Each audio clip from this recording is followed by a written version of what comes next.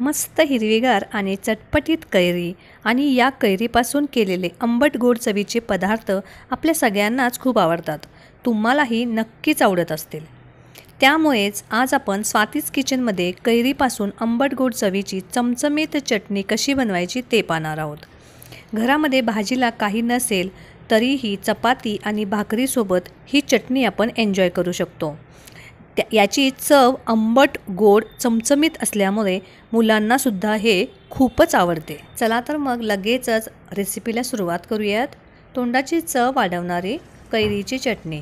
Recipe अगदी शेवटपर्यंत पाहत राहा आणि हिरव्यागार कैरीपासून तुमच्या घरात कोणत्या डिशेस बनतात, कोणत्या रेसिपीज बनतात हे माझ्यासोबत शेअर करायला अजिबात विसरू नका. वर्षभर टिकणारी आंबट गोड चवीची चटणी बनवण्यासाठी इथे मी फ्रेश हिरवीगार कच्ची कैरी घेतली आहे. मार्केटमध्ये छान कैऱ्या दिसत आहेत, पण ही माझ्या घरच्या झाडाची कैरी आहे. कैरी घेताना टणक घ्यायची आणि चिरल्यावर अगदी पांढरी शुभ्र असावी, नरम नसावी. कैरी घेतल्यानंतर थोड्या वेळ ती थंड पाण्यामध्ये घालून ठेवायची. 10 मिनिटांनंतर या काढून कोरड्या करून घ्यायच्या. कोरड्या करून झाल्या की याच्या वरचा भाग, जो देठाकडचा भाग असतो, तो कट करून घ्यायचा आणि याच्यावरची साल, जसं आपण बटाट्याची साल काढतो ना, अगदी त्याच पद्धतीने या आंब्याच्या वरची साल काढून घ्यायची. लगेच निघते.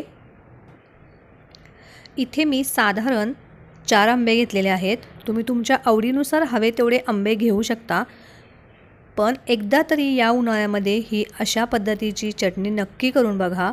अगदी पोटे चाटत राहाल अशी ही चमचमीत अशी लोणजी बनून तयार होते. सगळ्या आंब्यांची साल काढून झाली की ही कैरी उभी पकडायची आणि याचे 2 भाग करून घ्यायचे. मधोमध ही कैरी आपल्याला कट करून घ्यायची आहे. आता याच्या फोडी करून घ्यायच्यात, पण प्रथम काय करायचं, याच्या आतमध्ये जी कोई असते, कवळी असते, ती लगेच निघते, ती काढून घ्यायची आहे. ही काढून घेणं गरजेचं आहे.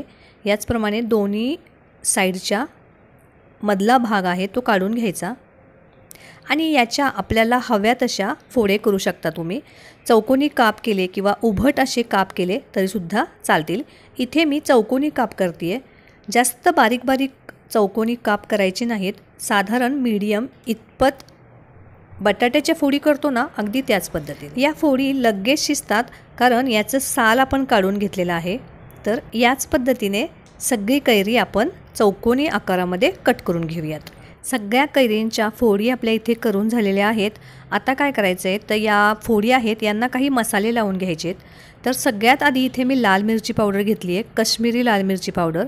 यावर 1 चमचा जिरा पावडर, 1 चमचा धना पावडर, चवीनुसार मीठ घालून घ्यायचं आणि अर्धा चमचा हळद घातली आहे आणि 1 ते 1.5 चमचा तेल घालायचं आणि हे सगळे मसाले या फोडींना व्यवस्थित लावून घ्यायचे.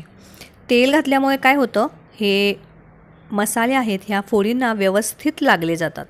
आता एकदा खालीवर असे हे मसाले या फोडींना व्यवस्थित लावून घ्यायचे. आता या फोडी साईडला ठेवूयात आणि या फोडी शिजवण्यासाठी एक कढई लागणार आहे. ती कढई आपण गॅसवर ठेवून घेऊयात. गॅसची फ्लेम फुल करून घेऊ आणि कढई थोडी गरम झाली की यामध्ये 1 ते 2 चमचे तेल घालून घेऊयात. अगदी छोटे चमचे तेल वापरलेलं आहे.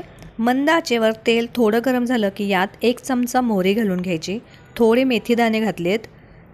ते थोडंसं तडतडलं की यामध्ये 1 चमचाभर बडीशेप घालून घ्यायची आणि चिमूटभर आपण इथं हिंग वापरलेला आहे. सगळ्या मसाल्यांचा सुवास आला की या फोडी ज्याला आपण मसाला लावून ठेवला होता त्या फोडी यामध्ये घालून घेऊयात आणि तेलासोबत आणि मसाल्यासोबत हे व्यवस्थित एकजीव होईल या पद्धतीने मिक्स करून घेऊयात. मसाले फोडींनाच लावून घेतल्यामुळे काय होतं, याची चव छान येते. मसाले तेलामध्ये करपत नाहीत.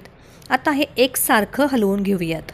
एकसारखं हलवून मसाले आणि तेल सगळ्या ह्यांना फोडींना लागलं की यावर झाकण ठेवायचं आणि 1 ते 2 मिनिट आपल्याला हे शिजवून घ्यायचं आहे. फोडी लगेच शिजल्या जातात कारण आपण याचं साल काढून घेतलं आहे. 1 ते 2 मिनिटानंतर छान वाफ आली की झाकण काढूयात आणि हलवून घेऊयात.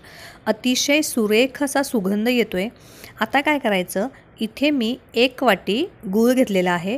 हा छान बारीक कट करून घेतलेला आहे. तुम्ही गुळाऐवजी साखरेचा वापर केला तरीही चालेल. गूळ बारीक करून घ्यायचा कारण मोठे कढी यामध्ये लगेच मेल्ट होत नाहीत. आपल्या कैरीच्या आंबटपणानुसार आपण साखर किंवा गुळाचं प्रमाण कमी किंवा जास्त करू शकतो। जर कैरी जास्त आंबट असेल तर तुम्ही 1 वाटीऐवजी 2 वाटी गुळाचा वापर केला तरीसुद्धा चालेल। आता व्यवस्थित मिक्स करून घेऊयात। गूळ जसा जसा मेल्ट होतो तसं तसं याला छान पाणी सुटतं आणि मिश्रण थोडं पातळ होतं। या गुळाच्या पाण्यामध्येच आपल्याला आंब्याच्या फोडी शिजवून घ्यायच्या आहेत। तुम्ही इथे बघू शकतात छान असं हे मिश्रण पातळ झालेलं आहे। याच्यामध्ये आपण पाण्याचा वापर केलेला नाहीये। मस्त सुरेख असं गुळाचं पाणी झालेलं आहे। आता काय करायचं, यावर झाकण ठेवू आणि 4 ते 5 मिनिट या फोडी आपल्याला शिजवून घ्यायच्यात। झाकण ठेवल्यामुळे फोडी लगेच शिजायला मदत होते। साधारण 5 मिनिटांनंतर तुम्ही पाहू शकतात, आहा, मस्त असा रंग आलेला आहे। गुळाचा छान पाक तयार झालेला आहे। शिजल्यानंतर फोडीसुद्धा थोड्या श्रिंक होतात, म्हणजे श्रिंक झाल्या की त्या छान शिजल्यात असं समजायचं। तर तुम्ही हा फोडी पाहू शकतात, या चमच्याने किंवा सुरीने कट करून बघायच्या, लगेच कट होत आहेत, याचा अर्थ या फोडी छान शिजलेल्या आहेत। मिश्रण जास्त दाटसर करायचं नाही, कारण हे थंड झाल्यानंतर अजून दाटसर होतं। फोडी शिजल्यानंतर सुद्धा आपल्याला 1 ते 2 मिनिट झाकण न ठेवता हे शिजवून घ्यायचं आहे। म्हणजे काय होतं, याचा रंग सुरेख यायला मदत होते। यामध्ये आपण काश्मीरी मिरची पावडर म्हणजेच बेडगी मिरची पावडरचा वापर केलेला आहे, यामुळे याचा रंग सुरेख आलेला आहे। पण ही तिखट नसते, पण तुम्हाला जर थोडं तिखट हवं असेल तर जी तिखट मिरची पावडर असते ती अर्धा चमचा वापरलीत तरीसुद्धा चालेल। आता गॅस बंद करून घेऊ आणि हे पूर्ण थंड करून घेऊ।